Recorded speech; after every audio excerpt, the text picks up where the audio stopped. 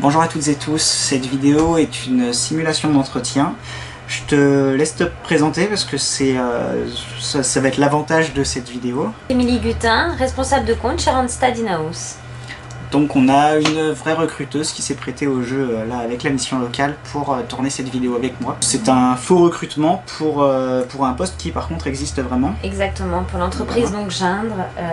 Et là donc tu vas passer un entretien pour un poste d'agent de fabrication. Voilà, Gindre qui a été d'accord pour qu'on cite le nom de l'entreprise. Donc merci à eux. Et merci à toi de t'être prêté au jeu. Ben c'est parti, il y aura une autre vidéo qui sera accrochée à celle-là parce qu'il y a des petites erreurs qui sont glissées dedans. Donc il y a une vidéo en suggestion, vous l'aurez en suggestion, qui vous invitera à voir ce qui est bien ou ce qui est moins bien à faire pendant l'entretien d'embauche, puisque tout n'est pas parfait dans cette simulation. Bon visionnage et à bientôt. Cette vidéo vous est proposée par la Mission Locale, association apportant aux jeunes de 16 à 25 ans un accompagnement gratuit vers l'autonomie. Oui, bonjour. Bonjour. Émilie, société Randstad. Adrien. Enchantée, je vous laisse vous installer. Alors installez-vous. Donc on se voit aujourd'hui suite à l'appel téléphonique du début de semaine pour votre candidature via Randstad chez Gindre, donc à Pont-de-Cherry et Chavanoz. Dans un premier temps, je vais vous parler rapidement de Randstad, de Gindre et ensuite on passera à l'entretien. D'accord, très bien. Alors, vous connaissez un petit peu Randstad? Pas du tout? C'est une agence d'emploi? Oui, alors plus précisément, Randstad c'est le numéro 1 mondial dans les ressources humaines, spécialisé, comme vous l'avez dit, dans le travail temporaire et dans le recrutement.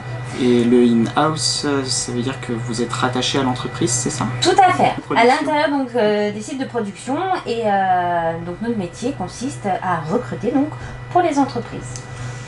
Sur le bassin de Crémieux, il faut savoir qu'on est à peu près 12 agences de Randstad spécialisées dans le recrutement et le travail temporaire. D'accord. D'accord. Est-ce que vous connaissez Gindre ou pas du tout? Alors je me suis un petit peu renseigné suite à ma candidature. Je crois que c'est une entreprise qui est assez ancienne et internationale. Tout à fait. Et donc qui fabrique des composants de cuivre. Tout à fait. Je ne suis pas beaucoup plus renseigné que ça. Alors c'est déjà pas mal. Donc en fait, Gindre est spécialiste mondial du conducteur cuivre pour équipement électrique. Partout où le courant passe, il y a des produits ou des demi-produits de Gindre. Donc ça va de la barre de cuivre en passant par les composants de cuivre. Et donc nous, on est à la recherche d'agents de fabrication, femmes, hommes, pour travailler le cuivre.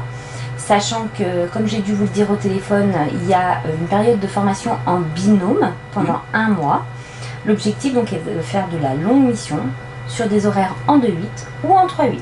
D'accord. D'accord. Est-ce que vous avez des questions un petit peu sur Gindre, Randstad ou on passe à l'entretien? Alors j'avais un questionnement, c'était pas très clair lors de l'appel ou alors j'ai raté l'information. Vous avez dit que c'était sur Pont-de-Cherry et Chavanoz? Tout à fait. C'est donc ces 2 sites différents de l'entreprise. Et on est amené à travailler sur les 2? Non. En fait, si vous voulez, chez Gindre du Chavagny, qui est situé à Pont-de-Cherry, on va transformer la matière première. Donc là va sortir les barres de cuivre. D'accord. D'accord. Gindre composants, comme son nom l'indique, c'est des petits composants, donc c'est des petites pièces. Là, c'est du 2-8 et c'est le site de Chavanoz. D'accord. Si vous intégrez une société, l'objectif, c'est de faire toute votre mission intérim dans la société. Donc, soit à Gindre du Chavagny à Pont-de-Cherry, soit à Gindre composants à Chavanoz. D'accord. D'accord. Merci. Alors, est-ce que vous m'auriez apporté un CV à jour, s'il vous plaît? Oui, tout à fait. Le voici. Super, je vous remercie. Alors, déjà dans un premier temps, à quelle date vous pouvez commencer? Tout de suite. Je viens de terminer ma dernière mission, donc je suis disponible là. Même s'il fallait commencer demain, je suis disponible. C'est parfait. Est-ce que vous avez des contraintes horaires? Non, et d'ailleurs j'ai déjà travaillé en 2-8, en 3-8. Je chercherai quand même à me stabiliser, donc c'est vrai que je suis pas... Comme j'ai pas de contraintes, ok. Je Donc suis vous pas acceptez très regardant les là-dessus. Oui, oui. Ok. Alors, on va regarder un petit peu plus en détail votre parcours professionnel. Est-ce que vous pouvez un peu m'expliquer ce que vous avez fait, votre dernière mission, etc.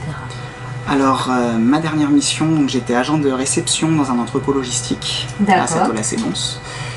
Donc à la réception, on avait le convoyeur, c'est une grande machine, je pense que vous voyez, c'est un engin télescopique qui rentre dans le camion, et donc j'ai été amené à être soit côté entrepôt, à réceptionner les cartons pour faire les palettes, soit à être à l'intérieur du camion pour faire de la manutention, mettre les cartons un par un sur le convoyeur.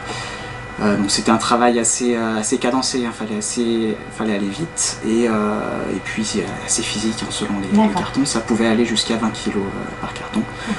Donc c'est un emploi qui m'a pas déplu, hein. La mission s'est terminée parce qu'il y avait moins besoin de main d'œuvre, mais c'était... D'accord. Donc là vous êtes resté de août à octobre. D'accord. Donc une mission assez longue. Avant ça, j'étais déjà en logistique dans la même entreprise, en préparation de commandes. Donc la préparation de commandes, j'ai utilisé le pistolet flasher, mais on n'était pas en vocal. Je vois que ça se fait un petit peu plus maintenant en préparation de commandes en vocal. J'ai pas pu expérimenter ça encore. Vous n'avez pas vos cassettes? Non. D'accord. Donc c'est pas un problème. Ok, très bien. Je vois que vous avez travaillé aussi en production. Oui, mais dans l'industrie alimentaire. D'accord. J'ai fait du popcorn, j'ai fait beaucoup de conditionnement et de déconditionnement. D'accord. J'ai utilisé une machine à mettre sous vide aussi. D'accord. Qui a des grandes cuves. J'ai fait beaucoup de choses assez variées dans cette entreprise-là. Donc j'imagine quand on fait des popcorn, tout ce qui est sécurité et hygiène, c'est très important. Oui, absolument. L'huile, la chaleur, donc... Oui, il fallait faire super attention. On portait dans cette entreprise-là les chaussures de sécurité, c'était de mise. On avait des gants. L'équipement était fourni, hein, par l'entreprise, et je travaillais en binôme. On avait 8 machines à faire le popcorn. Je ne saurais pas si c'est des friteuses ou quoi, mais des machines assez imposantes. On en gérait 4 chacun. Et donc on faisait tomber le maïs, et puis ça tombait dans l'huile, et quand c'était bon, ça commençait à déborder, ça partait sur un tapis roulant. Donc pareil, il fallait rester très concentré, et des fois on gérait les 8 chacun quand une personne partait en pause. Et là vous êtes resté combien de temps? Alors de février à mars. D'accord. De cette année. Donc une expérience assez positive, puisque j'ai quand même pris un petit peu de responsabilité, notamment quand je me retrouvais tout seul sur le poste. Et puis ça m'a appris à travailler plus vite aussi. C'est quelque chose que... À tenir les cadences. Voilà, c'est ça, à tenir les cadences, supporter la chaleur aussi, parce que c'est vrai que travailler avec ces machines, ça a été assez éprouvant au tout début, et puis finalement on s'y fait. Et puis j'ai pu faire des cartons juste après. Je suis allé en bout de chaîne mettre les pop-corn en carton. Ok. J'ai fait plein de choses dans cette entreprise, c'était assez intéressant. Et justement, en fait, parmi toutes les expériences professionnelles que vous avez faites, si vous deviez en retenir une, celle qui vous a le plus intéressé, ce serait laquelle et pourquoi? Et c'était ma dernière en réception, mais je pense que c'est plus sur le côté humain. J'étais dans une équipe qui me plaisait beaucoup. Je m'entendais bien avec presque tout le monde. Et puis oui, le management était sympa, la hiérarchie. J'ai vraiment plutôt un bon souvenir de cette expérience, donc aussi puisque c'est ma plus récente, donc je m'en souviens très bien. Mais niveau professionnel, je préfère quand je suis avec une machine. J'aime bien avoir à gérer un instrument. Le tire-palette, c'est une chose, mais j'aime bien avoir... je sais pas, j'ai un rapport à la machine que j'aime bien. Et si j'ai bien compris, il y a un peu de ça dans le poste. Tout à fait, exactement. Tout à l'heure, vous me disiez, vous entendiez presque avec tout le monde. C'est-à-dire? Alors je dirais que ça dépend des périodes, puisque bon, ça reste un milieu où on a quand même beaucoup d'intérim, donc j'ai pas eu les mêmes collègues tout le long, et bon, c'est arrivé qu'il y ait quand même des nouveaux venus qui n'étaient pas super intégrés à l'équipe, et puis qui ralentissaient. J'aime pas leur jeter la pierre non plus, mais c'est vrai que c'est arrivé qu'on n'arrive pas à maintenir la cadence parce que quelqu'un n'avait pas envie de maintenir la cadence. En général, ces gens-là ne restaient pas. Si j'appelais un de vos derniers employeurs, qu'est-ce qu'il me dirait de vous? Quelle qualité vous avez au travail? Alors, je pense que Bon, c'est vrai qu'on voudrait parler de qualité, mais la première chose qu'on retiendrait, c'est quand même que je suis assez timide. Donc j'ai quand même un temps avant d'être vraiment à l'aise avec tout le monde. Mais par contre, je suis quelqu'un de vraiment sérieux et je fais très attention à faire les choses comme il faut. Si j'ai un doute, je pose les questions. Et le dernier compliment que j'ai pu avoir donc, quand j'étais en réception, c'était que je percute, je sais me servir des choses. Je m'adapte assez rapidement quand on me demande une nouvelle tâche. Je ne rechigne pas à la faire. Très bien, donc l'envie de bien faire, c'est primordial pour vous. C'est primordial, j'aime pas du tout me mettre en difficulté avec qui que ce soit, donc quand il y a quelque chose à faire, j'essaie de le faire comme il faut. Super. Qu'est-ce qui vous a motivé donc, à postuler pour l'entreprise Geindre? La nouveauté, parce que c'est vrai que j'ai pas pu faire de ce type de poste dans l'industrie, le cuivre. Je connaissais pas Geindre, donc ça m'a permis de me renseigner sur l'entreprise. Et puis c'est vrai que je n'ai pas encore travaillé dans l'industrie sur ce type de machine et j'aime beaucoup apprendre. La longue mission, c'est aussi quelque chose qui a poussé à... Oui, comme je vous disais, j'aimerais bien me stabiliser un peu. Vous voyez, il y a un petit peu de trou dans mon CV. J'aimerais bien limiter le nombre de périodes où j'ai entre guillemets rien. Bon, j'ai jamais vraiment rien puisque de toute façon, pas d'emploi, je cherche de l'emploi et puis j'ai pas mal d'activités à côté de ça qui font que je reste quelqu'un d'assez actif, quoi qu'il en soit. Et c'est vrai qu'une mission longue, je sais pas trop ce que vous entendez par mission longue. L'objectif en fait, c'est de rester 18 mois, le temps maximum légal. Si tout s'est bien passé, généralement si on reste 18 mois chez Randstad, c'est que ça s'est bien passé. Nous, on essaye de vous positionner chez un autre client à nous. D'accord. Donc vraiment le but c'est que vous et moi, si vous intégrez donc la société Geindre, qui a un réel partenariat pour vous aider un maximum donc, dans vos recherches d'emploi et donc dans votre parcours professionnel. D'accord. Est-ce que vous avez des questions, Monsieur Sins? Et bien sûr, alors vous m'avez dit la durée de la formation en binôme et je l'ai un peu éclipsé, c'est combien de temps? Alors en fait c'est 3 semaines à 1 mois de formation en binôme.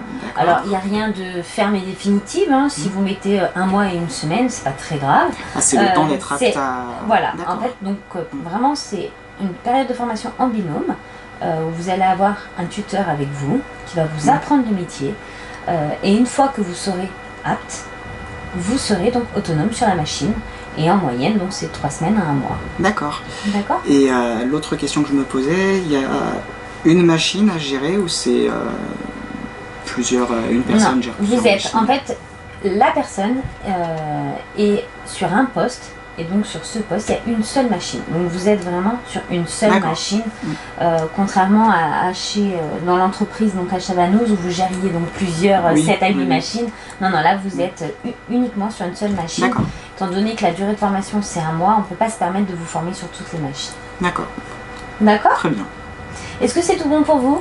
Pour moi c'est tout bon. Non, c'est bon. C'est tout bon? Alors moi ce que je vous propose c'est que je fasse le point donc, sur l'entretien que nous avons eu. Je vous fais un retour sous 2 jours et donc je vous appelle pour vous dire si c'est ok ou malheureusement si ça ne l'est pas. D'accord, très bien. D'accord? Merci d'être venu. Merci à vous. Bonne journée. Merci. Au revoir. Au revoir. Je pense qu'elle a plus assez de batterie pour faire... Mince, ça tourne encore. Merci d'avoir regardé cette vidéo en entier. C'était plutôt bien. C'était plutôt pas mal.